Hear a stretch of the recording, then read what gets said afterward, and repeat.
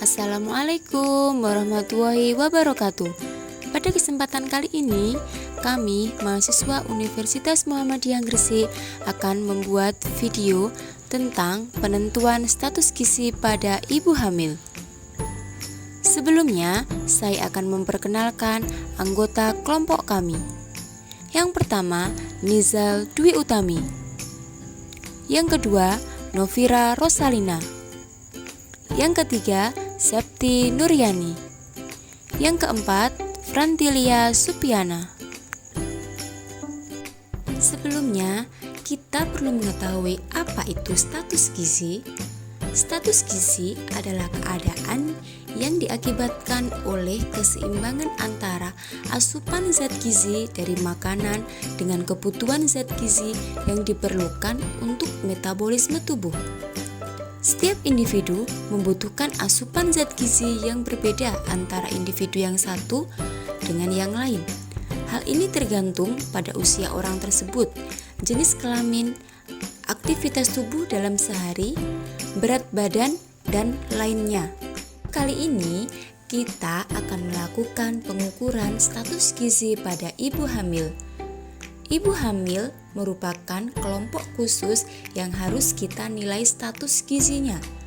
Hal ini karena kondisi ibu hamil yang harus benar-benar terpantau kesehatannya dan asupan konsumsi yang dimakan oleh ibu hamil. Tujuan pengukuran status gizi pada ibu hamil. Status gizi sebelum dan selama hamil dapat mempengaruhi pertumbuhan janin yang sedang dikandung. Bila status gizi ibu normal pada masa sebelum dan selama hamil, kemungkinan besar akan melahirkan bayi yang sehat, cukup bulan dengan berat badan normal. Dengan kata lain, kualitas bayi yang dilahirkan sangat tergantung pada keadaan gizi ibu sebelum dan selama hamil, menurut Kartika Sari 2011. Oleh karena itu, sangatlah penting sekali kita melakukan pengukuran status gizi pada ibu hamil. Berikut ini metode dalam pengukuran status gizi pada ibu hamil. Metode yang pertama, metode antropometri. Metode antropometri adalah menilai status gizi dengan menjadikan ukuran tubuh manusia sebagai metode untuk menentukan status gizi. Alat-alat yang digunakan adalah timbangan badan, pengukur tinggi badan atau mikrotois, metelin,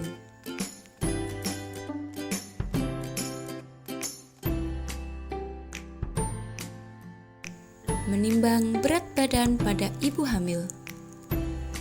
Langkah-langkah yang dilakukan adalah gunakan timbangan yang akurat dan letakkan di tempat yang datar. Pastikan timbangan dalam kondisi 0.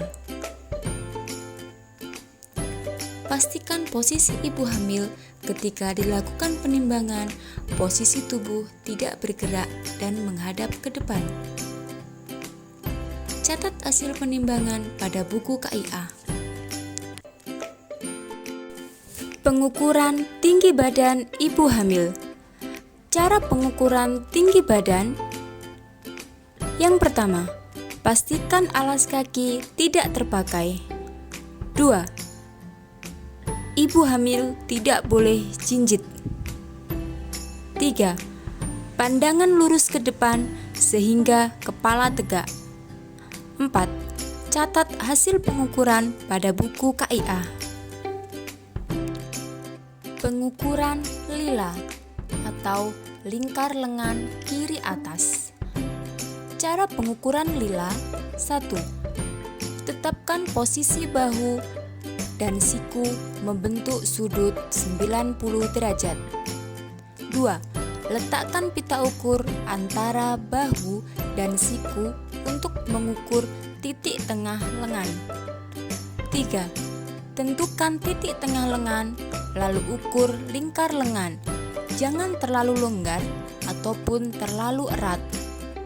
4. Catat hasil pengukuran pada buku KIA. Pengukuran PSG yang kedua yaitu pengukuran dengan survei konsumsi pangan atau Food Frequency Questionnaire.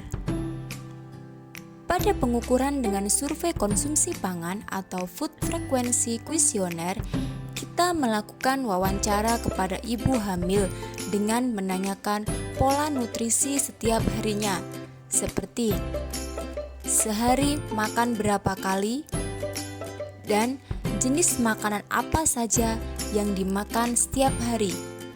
Apakah sudah memerhatikan isi piringku dan makan beraneka ragam makanan? Metode yang ketiga yaitu pengukuran dengan metode klinis. Pada pengukuran ini, kita melakukan pemeriksaan pada ibu hamil seperti pemeriksaan konjungtiva, pemeriksaan kelenjar tiroid, dan pemeriksaan tekanan darah.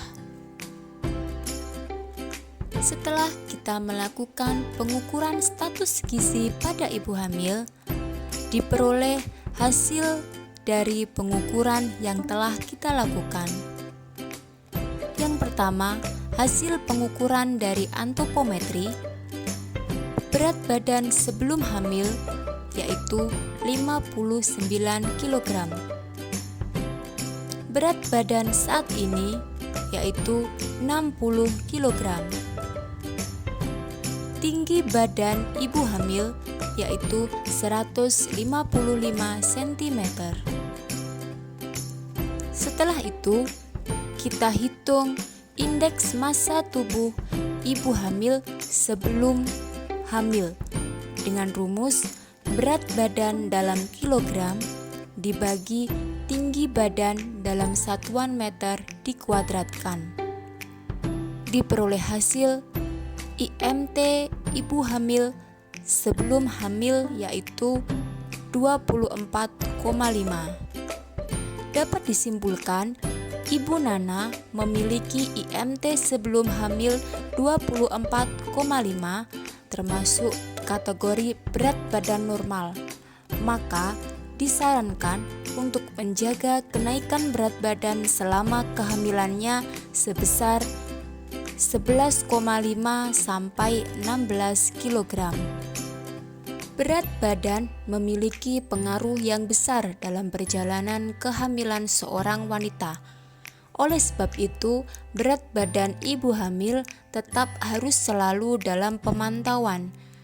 Jangan sekali-kali mengidentikan penampilan gemuk dengan kondisi hamil yang sehat. Sebab, kenaikan maupun penurunan yang berlebihan bisa sangat mempengaruhi kehamilan. Anjuran peningkatan berat badan per trimester kehamilan adalah sebagai berikut. Pada trimester 1, diharapkan kenaikan berat badan berkisar antara 1 sampai 2,5 kg. Pada trimester 2, pertambahan berat badan rata-rata 0,35 sampai 0,4 kg per minggu. Dan pada trimester ketiga, pertambahan berat badan 1 kilo per bulan. Namun, pada trimester 3, pertambahan berat badan janin rata-rata 200 gram per minggu. Mulai minggu ke-28 hingga akhir kehamilan, berat badan Anda akan dapat bertambah sebanyak 4-5 kg. Hasil pengukuran lila ibu Nana yaitu 28 cm. Artinya, ibu Nana tidak mengalami kekurangan energi kronis atau KEK. Pengukuran lila ini dilakukan untuk mengetahui apakah ibu hamil mengalami KEK atau tidak. Ibu hamil dikatakan KEK apabila lila kurang dari 23,5 cm. Lila merupakan indikator penentuan status gizi yang cukup penting bagi ibu hamil. karena ibu hamil dengan status KEK perlu pemantauan yang lebih ekstra agar pada saat persalinan bisa berjalan lancar dan bayi yang dilahirkan tidak mengalami berat badan lahir rendah. Hasil penentuan status gizi dengan survei konsumsi pangan.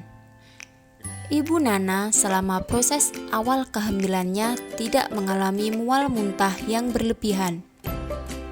Ibu Nana dalam sehari makan sedikitnya 3 kali dan selalu diselingi dengan makanan cemilan. Ibu Nana juga mengkonsumsi makanan yang beraneka ragam, dan Ibu Nana tidak mengalami alergi terhadap makanan apapun. Berikut ini hasil penentuan status gizi dengan metode klinis. Pada pemeriksaan wajah, Ibu Nana tidak nampak pucat dan tidak ada bengkak. Pada pemeriksaan konjungtiva Ibu Nana berwarna merah muda. Itu artinya Ibu Nana tidak mengalami anemia. Ibu hamil harus melakukan pemeriksaan penunjang lab untuk menentukan kadar Hb atau hemoglobin. Karena ibu hamil dengan anemia beresiko mengalami perdarahan pada proses kehamilannya. Oleh karena itu, ibu hamil harus minum tablet Fe sebanyak 90 tablet selama masa kehamilannya agar tidak terjadi anemia. Pemeriksaan kelenjar tiroid pada Ibu Nana hasilnya normal, artinya tidak terjadi pembesaran pada kelenjar tiroid. Pemeriksaan ini penting dilakukan pada ibu hamil saat trimester pertama, karena salah satu akibat dari gangguan tiroid pada ibu hamil adalah meningkatkan resiko keguguran, kehamilan prematur, dan gangguan pertumbuhan janin. Pada pemeriksaan tekanan darah Ibu Nana yaitu sebesar 110/70 mm Hg. Tekanan ibu darah Nana masih dalam batas normal. Dari pengukuran status gizi ibu hamil dapat kita simpulkan, yang pertama, pengukuran status gizi ibu hamil sangatlah penting sekali. Manfaat yang paling penting bila status gizi ibu hamil baik adalah dapat menurunkan angka kematian ibu dan angka kematian bayi. Yang kedua, status gizi yang baik juga akan menurunkan angka stunting yang cukup tinggi di Indonesia. Oleh karena itu, kita sebagai mahasiswa kesehatan masyarakat harus bisa mengedukasi ibu hamil untuk melakukan pemantauan status gizi secara teratur agar tercipta generasi Indonesia yang unggul, bebas stunting.